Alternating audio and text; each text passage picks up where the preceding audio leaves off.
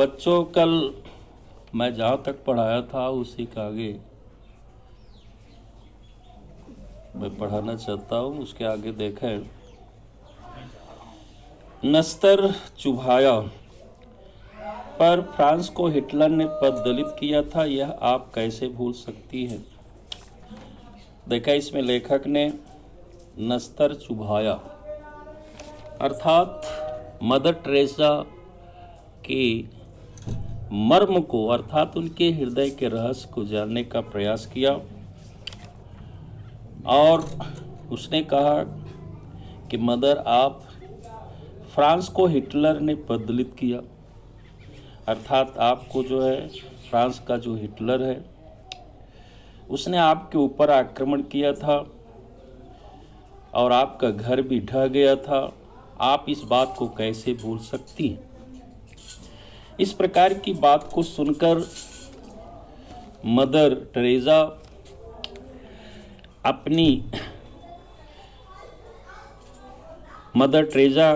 का कलेजा उससे अछूता रहा। अर्थात जबकि इस बात को सुना, लेकिन कान अपना काम कर चुके थे, अर्थात उस बात को सुन लिए थे, लेकिन फिर भी मदर टेरेसा ने कहा हिटलर बुरा था, उसने लड़ाई छेड़ी, पर उससे इस लड़की का भी घर ढह गया और मेरा भी। इस बात को सुनकर जब मदर टेरेसा ने कहा कि लड़ाई तो हिटलर ने छेड़ी थी, लेकिन उस लड़ाई के अंतर्गत हमारा और उस लड़की का, दोनों का जो घर ढह गया था, लेकिन फिर भी हम सब जो हैं केवल ईश्वर के लिए ही काम करते हैं और इसलिए हम दोनों एक हैं। हम दोनों एक। मदर टेरेसा ने झूम में इतने गहरे डूबकर कहा कि जैसे मैंने उनसे उनकी लड़की को छीन रहा था। अर्थात इस बात को इस प्रकार से प्रस्तुत किया कि जैसे मदर टेरेसा से मैं उस लड़के को छीन रहा था और उन्होंने इस प्रकार के उत्तर से मुझे जो है चारों खाने दे मारा, अर्थात मुझे निरुत्तर कर दिया। मदर चली गई। मैं सोचता रहा कि मनुष्य के बीच मनुष्य ने ही कितनी दीवारें खड़ी की है। लेखक कह रहा है कि उनके जाने के बाद मैंने अपने मन में सोचा कि मदर, हम मनुष्य जो है वह मनुष्य के ही बीच में कितने प्रकार के भेदभाव रूपी दीवारों को खड़ी कर दी है। और वो दीवारें ऊंची दीवारें हैं, मजबूत फौलादी दीवारें हैं, भूगोल की दीवारें हैं, जाति वर्ग की दीवारें हैं, कितनी मनहूस है।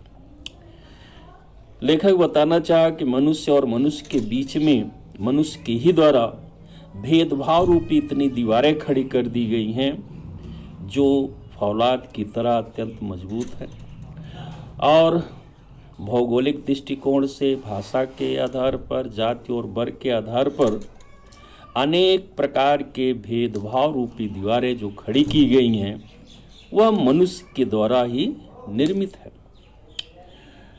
इसलिए उन्होंने यह उत्तर दिया कि चूंकि हम दोनों जो हैं ईश्वर के लिए ही काम करती हैं और हम सब इसलिए दोनों एक हैं। तो चूंकि जब इस प्रकार का उत्तर सुना तो लेखक ने जब इस बात को प्रस्तुत किया कि मनुष्य के द्वारा निर्मित जो भेदभाव रूपी अनेक प्रकार की दीवारें खड़ी की गई हैं यह मनुष्य के द्वारा ही निर्मित है और ईश्वर ने तो सबको एक समान बनाया है। क्रिस्ट हेल्ड के पिता जर्मनी में एक कॉलेज के प्रिंसिपल हैं और उसने अभी 5 वर्षों के लिए ही सेवा का व्रत लिया। उसके बाद मदर टेरेसा ने उस लेखक से बताया कि क्रिस्ट हेल्ड के पिता जर्मनी में एक कॉलेज के प्रधानाचार्य और उसने अभी 5 वर्ष के लिए ही सेवा के व्रत लिया, संकल्प लिया है। रोगड़ी के गहरे काले बाल देखकर उसने कहा कि तुम्हारे काले बाल मेरे पिता कैसे हैं? कहा कि वह स्मृतियों में खो सी गई। और उसी समय मदर टेरेसा ने रोग से पीड़ित व्यक्ति को जब देखा, उसके काले बाल को देख करके उसके अपने पिता के बालों का अनुभव आभास होने लगा। और उसने कहा भी कि ये तो तुम्हारे जो काले बाल हैं वो मेरे पिता के काले बाल के समान हैं। और यह कह करके अपने उस स्मृतियों में खो गई। मुझे लगा कि मैं ही क्रिस्टहेल्ड हूँ। अपने माता पिता से हजारों मील दूर एक अजनबी देश में अकेली खोई छली सी वो आंख मेरी भर आई। लेखक जो है स्वयं जो है इस बात को अनुभव करता है कि लगता है कि वो बातें जो है जो कही गई, जो अनुभव की गई, मैं अपने स्वयं पर उस बात को अनुभव किया तो ऐसा अनुभव हुआ कि मैं ही स्वयं क्रिस्टहेल्ड हूँ। और वह माता पिता से हजारों मील दूर होने के कारण, एक अजनबी देश में रहने के कारण, एकांत में रहने के कारण उसकी आंखें छली सी खोई सी होने के कारण आंखों में आंसू भर आए। लड़की मेरे आंसुओं में डूब गई। किनारा पाने को उसने जल्दी से उन्होंने अपने रुमाल से पोंछ दिया। कहती है कि इस भाव को सोच करके वह उन स्मरण की और उन स्मृतियों में डूब सी जाती है और उसके आंखों में आंसू भर आते हैं और वह आंसू गिरने ही वाले होते हैं। तभी उसने अपने रुमाल से उन आंसुओं को पोंछ दिया। उसकी सदा हंसती आंखें सम और नरम हो गईं, पर जरा भी नम नहीं। मैंने पूछा कि घर में चलते समय रोई थी तुम? उसका भोला उत्तर था, ना मैं बहुत रोई थी। लेखक जो है इस प्रकार से उनके इस दृश्य से या उसके इस अत्यंत पीड़ा को देख करके स्वयं उससे पूछने लगता है कि आप जब घर से निकली थी, चलते समय आप रोई थी। और उसने बड़े ही सरल शब्दों में कहा कि माँ रोई थी। फटी आंखों कुछ देर तक मैं उसे देखता रहा, तब कुछ बिस्कुट उसे भेंट किया, बोली धन्यवाद। और लेखक बताता है कि मैंने उस मन स्थिति में उसके भावों को परख करके उसको सांत्वना के लिए मैं उसे कुछ बिस्कुट भेंट किया और फिर वह धन्यवाद कहती है, थैंक यू, तांगसु। इस प्रकार से वो अक्सर जो है हिंदी और अंग्रेजी जर्मन भाषाओं के शब्द को मिलाकर बोलती थी। हम सब हंस पड़े और वह हंसती हंसती भाग गई। कहने का मतलब उस प्रकार से उसकी मिश्रित भाषाओं को सुन करके हम लोग हंसने लगे और वह भी हंसते हंसते वहाँ से निकल गई। मदर टेरेसा बातों के मूड में थी। मैंने उसके हृदय मानस में चोर दरवाजे से झांका। अर्थात मदर टेरेसा जो है उस बात को करने के लिए सजग थी और मैंने जो है उसके हृदय की भावों को जानने का प्रयास किया। मदर घर से आने के बाद फिर आप घर नहीं गई। लेखक जो है प्रश्न ये करता है कि आप जब वहाँ से आई हैं और आने के बाद क्या आप पुनः घर नहीं गई? कभी मिलने या जुलने भी नहीं गई? कान अपना काम कर चुके थे, वाणी को अपना काम करना था। इस प्रकार से उसके शब्दों को, उसकी बातों को उसके कान जो है सुन चुके थे, लेकिन उसका उत्तर देना अभी बाकी था। मदर ने उसकी राह मोड़ दी। उसकी बातों को सुन करके उस बात को दूसरी तरफ मोड़ देती हैं और उसी समय वह एक कहानी, छोटी सी कहानी सुनाने लगती है। मदर टेरेसा ने कहा कि कई वर्ष हो गए फ्रांस में विश्व भर के पूजा गृहों का एक सम्मेलन हुआ। पूजा गृह अर्थात ईसाइयों का धर्म स्थल। तो बताती है कि फ्रांस में विश्व भर के ईसाइयों के धर्म स्थल पर एक सम्मेलन हुआ था। भारत की 2 मदर भी प्रतिनिधि होकर उस सम्मेलन को गई, अर्थात भारत की तरफ से प्रतिनिधि के रूप में 2 मदर भी गई थी। वह फ्रांस की ही थी। उनके माता पिता फ्रांस में ही थे। उन्हें पता था कि बरसों बाद हमारी पुत्रियां आ रही है, और इस बात को सुन करके उनके माता पिता जो है उस फ्रांस में अपनी दोनों पुत्रियों के मिलने के लिए या मुलाकात के लिए वहाँ प्रतीक्षा कर रहे थे। तो दोनों माताएं अर्थात दोनों मदर अपनी पुत्रियों का स्वागत करने जहाज पर आई। परंतु विचित्र बात यह हुई कि दोनों अपनी पुत्रियों को पहचान न पाई और आपस में यह कहती रही कि तुम्हारी बेटी कौन सी है।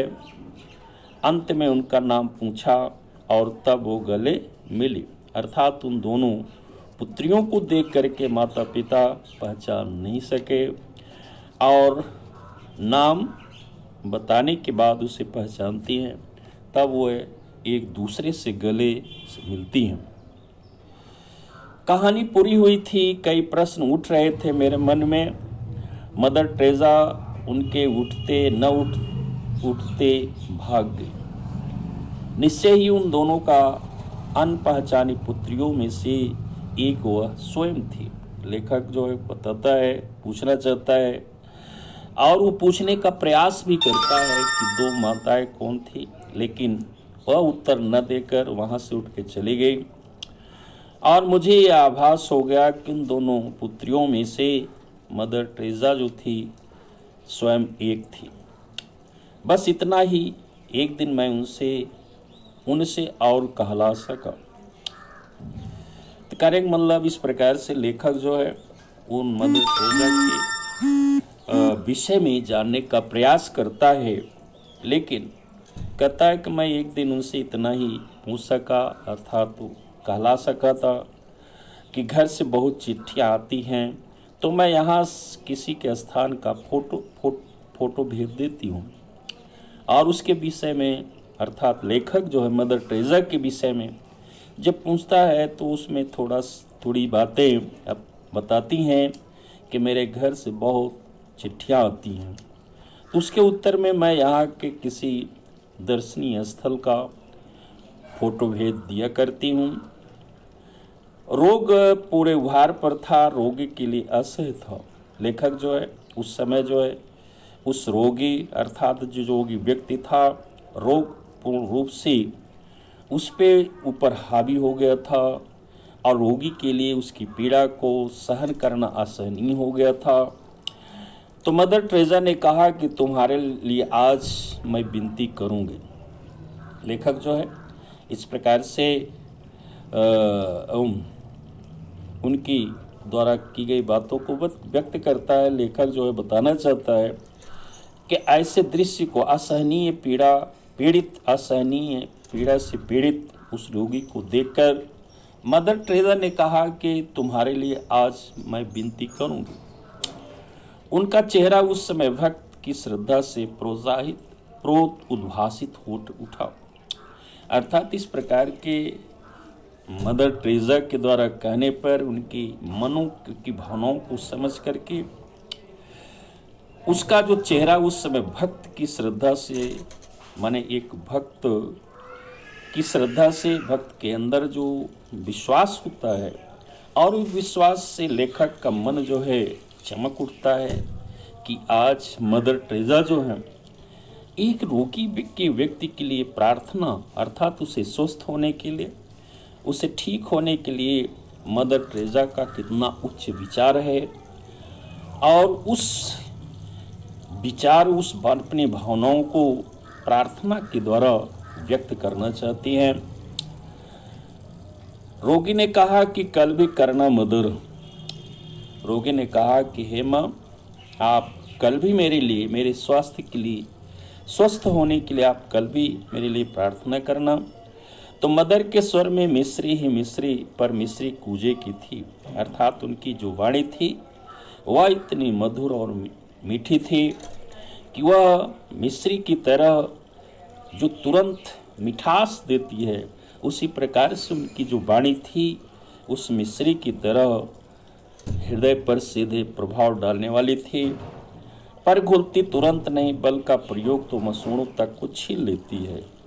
और बोली, कहने का मतलब वो मिस्री का उदाहरण देते हुए मदर टेरेसा की जो लेखक जो है मिस्री का उदाहरण देते हुए बताना चाहता है कि मदर टेरेसा की जो वाणी थी उस मिस्री के समान बहुत मधुर, अत्यंत मधुर थी, लेकिन वो घुलती है तुरंत नहीं, बल का प्रयोग मसूड़ों तक छील दे। अर्थात मिस्री जिस प्रकार से मुख में रखने के बाद तुरंत घुलती नहीं है, मसूड़ों का प्रयोग किया जाता है, उसके बाद घुलता है, तब मिठास आती है।